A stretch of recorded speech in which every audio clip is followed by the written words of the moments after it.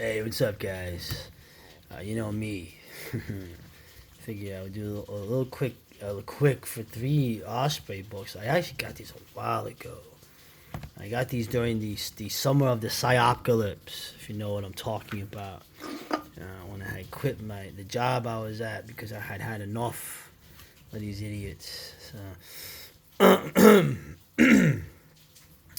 basically, going over some of the experimental, you could say ahead of their time, air weapons that the Germans had come up with to try to deal with the Allied onslaught. Okay, and this video is going to be about the ones that actually got into the air, that they actually, I would say, made an impact. Not enough. It was all too little, and it was all too late. And the frightening thing about this was these experimental, jet fighter, rocket-powered fighter, the only rocket-powered fighter ever in history, jet fighters that they made, and even other ideas that they made. The problem, of course, is that they had varying degrees of success, and it didn't matter. Okay, these guys were outnumbered beyond belief, and the research and development and the testing time was so accelerated. These things probably killed more experienced, courageous, very valuable German pilots than it did the enemy. Okay. Now, of course, when you see videos of this, you get the way people are now. Of course, in relevant to other things of how things are viewed, it's always made a joke of or sneered at, or there's nothing but scorn heaped upon this stuff. Well, they were idiots. Why did they do that? It didn't matter. It was too over. You get all that stuff. Right? Not realizing that the courage involved in the attempt. Yeah, as I get older, I start to realize because nothing is going to win, if you get my drift. Okay, the sheer fact that it lost cause, okay, losing, okay, but acting, the attempt at resisting, by all means, is an accomplishment in and of itself, beyond just the material. Okay, and I can't, to quantify that goes against the whole idea of it. But enough for me. Of course, the Me-160, the Comet, right? It was just good. Look at that. Germany's elite rocket fighter, this first and only successful rocket-powered interceptor developed during World War II. Okay, these things, they did some damage, to say the least, to the bombers.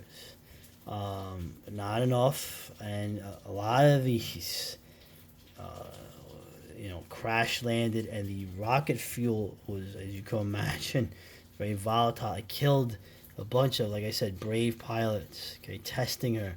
A lot of guys died just doing test flights. But the Me-163,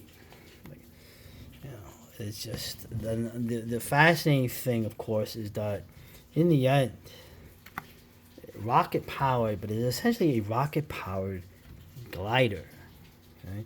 And the pilots were able to actually, you could shut the rockets off and glide around and be pretty maneuverable, okay, with very powerful armament. And it's funny too, when you look at the actual plane, I'm going to say it straight up, okay, when you look at the plane, right, we'll look at like the picture of it. When you look at this stubby little thing, right? And lots of photos in this, and these guys, man.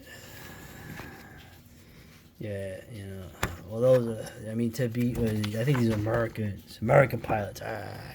Whatever. But you know what I'm saying? Like, in terms of, when you look at these brave men, there really is no reward, is there? But the point I'm making is, when you look at this thing, to say it doesn't look like much is an understatement. It actually, to me, this thing looks like one of those rides you would put like a quarter in, or a ride at the amusement park. You know, it doesn't even seem like a real. And here's of course the great painted artwork. It doesn't even seem like a real ship, right? It looks like something that would be on a, you know, that you would put, like I said, you would put like a quarter in it and go, right?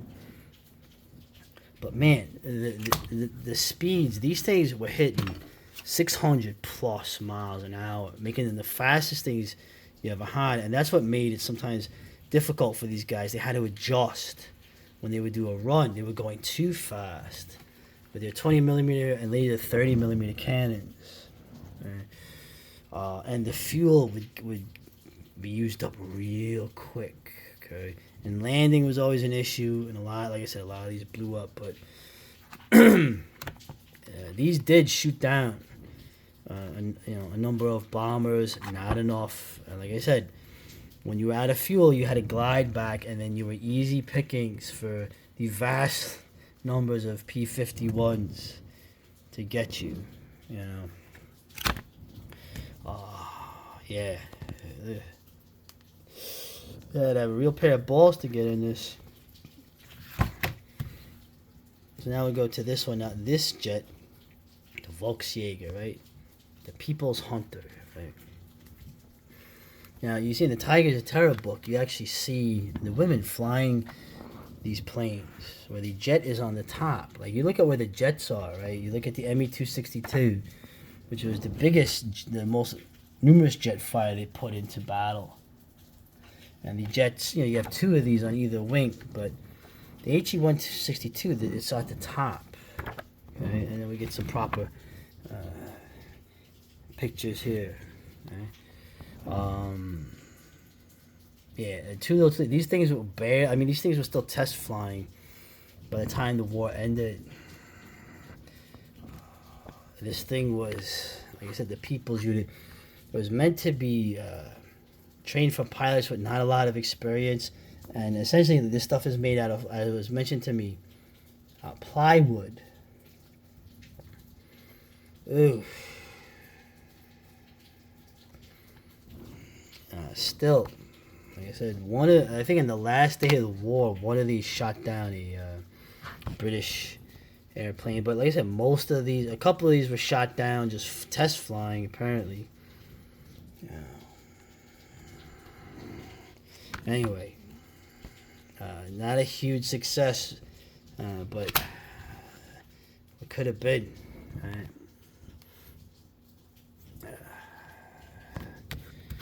Let's go in the back. This thing had basically a maximum speed of 560 miles an hour. Right, wooden wings, metal fuselage, and metal wood tailplane. Right. I mean, it was built in 10 weeks. These were built in 10 weeks. Right? They were meant to be used by the hastily trained members of the Mustache Man Youth to fly them. 10 prototypes were built. Right, of course, the 30 millimeter cannon. Very devastating. A slow cannon, but very devastating. Right, limited combat deployment. So, they essentially built a lot of these things just so they could be studied by the Allies, literally a month later. But we'll focus here on the last one. Now, these are the weapons that actually, this one was barely in combat, but they had made a number of these operational, these as well. I don't have the Me-262 book, but obviously there's plenty on that. This thing, the composite bomber units, Mistel, which is Mistletoe. The idea, and this is where you start getting into interesting territory. It was almost like something out of like a Japanese cartoon from the 70s, or like Thunderbirds, where you had the plane at top, right? And you had a plane at the bottom. Now, originally, it was supposed to be two planes in tandem. Someone got the idea, okay, with these junkers. They made these very versatile junker planes. Why not, obviously, the propellers and the fuel would power this thing, but why not make this into a giant unmanned bomb? And there's the warhead, right? Luftwaffe armor hoists the warhead unit up to the Junker 88. So it looks kind of cool. And essentially, automated, I guess you would say smart bombs, right? obviously, and the difficulty in the taking off of this relatively slow speed, and the whole idea of releasing this on target, very difficult in operation. So this is the original idea of like composite planes that could separate, right? But here you go. Here's the first one. You got an ME, yeah, 109 here, and you got this thing, which is, of course, it is the plane. It's helping you get powered in the air. It's not like you're dragging this thing along. This thing is also powered, but it's unmanned. Right? And you see, like, the great, once again, the great Osprey artwork, the painted artwork. You got the fuck wolf, right? So, once again, too little, too late, but a lot of interesting photos of this. And they really were trying to make something of this. Some of these were sent in Normandy. There was maybe like 10 of them.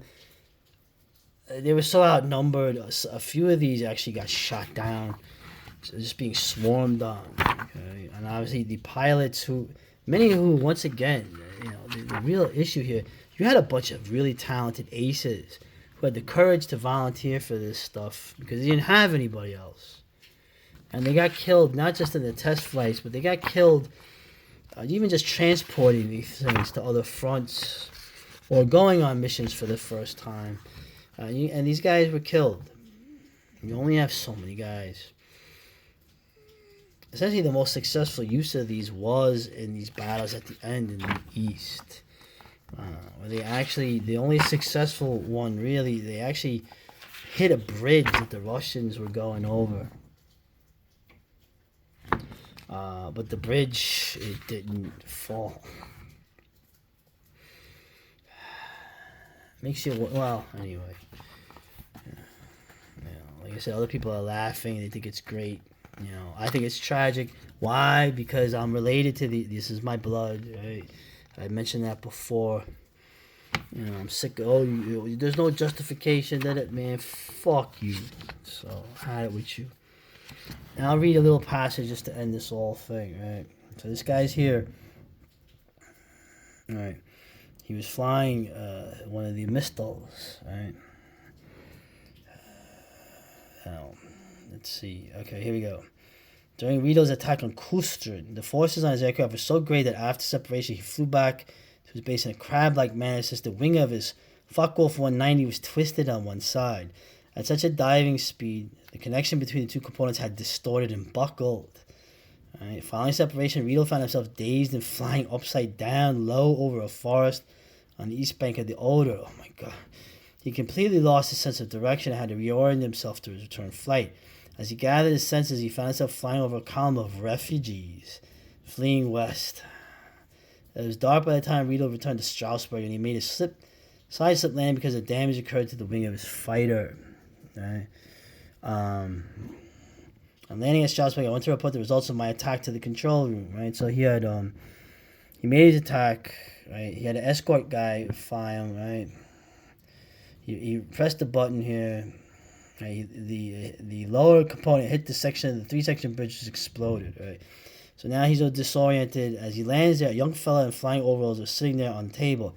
I knew who he was immediately. He was the guy that had escorted him. Right.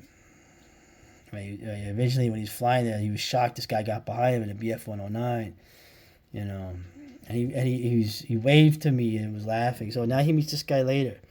Relief showed in his face as we stood and clapped each other on the shoulder. He had been greatly worried for he lost sight of me. Right. I was astonished. Before me stood an Oberlieutenant and holding a nice cross. Wow. He noted my surprise and said, immediately gesturing to his medal, "This doesn't change anything." Right. Told me that receiving orders to provide fighter escort for secret bird, he had been very curious and had picked the first aircraft on the list. That was me. His curiosity had been more than satisfied, especially when the fireworks started up. He told me the whole of the Red Army must have fired at us, but you still hit the first third of that bridge. He said that with some respect in his voice, and I felt a little proud.